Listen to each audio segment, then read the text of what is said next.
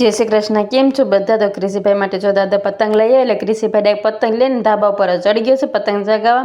અને પાછું ડીજે હાલતું એટલે ક્રિશીભાઈને જો ડિસ્કો કરવાની તો બહુ મજા આવી જાય.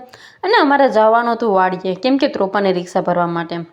એટલે તમે જાતા ત્યારે વેકરાને કાંઠે તો કેવડી મોટી મગરે બેઠી હતી. એટલે થોડી વાર તો આપણે એને જોવા માટે ઊભી ગયા અને જોઈને પછી પાછા આપણે મિશન ઉપર વર્ગી ગયા. એટલે આપણે જો વાડીએ જવાનું હતું એટલે પાછા આપણે હાલીને જવા માટે નીકળી ગયા.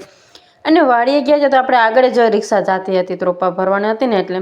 અને વાડીએ પૂગીને પછી તો જો આપણે ત્રોપા ભરવાના ચાલુ કરી દીધા. ને ક્રિશીભાઈ જો ઘા કરતો ગયો ને જીયાનભાઈ ત્રોપાની રિક્ષા ભરતો ગયો ને રિક્ષા ભરાઈ ગઈ. પછી તો આપણે ઘરે જઈને પેલા તો ક્રિશીભાઈને રેડી કરી દીધા, એટલે કે તૈયાર કરી દીધા. કેમ કે અમારે જવાનું હતું મારા નણંદના ઘરે. એટલે ક્રિશીભાઈને રમવું તો ધૂળમાં એટલે ના પાડી. એટલે ક્રિશીભાઈ જો થોડોક વાયડા થયા છે. પછી તમે બધા જો મસ્ત મજાના રેડી થઈ ગયા. તો મારો આજનો વ્લોગ કેવો લાગ્યો જરૂરથી કમેન્ટ કરજો. નવો હોય તો ફટાફટ ચેનલને સબસ્ક્રાઈબ કરી દેજો.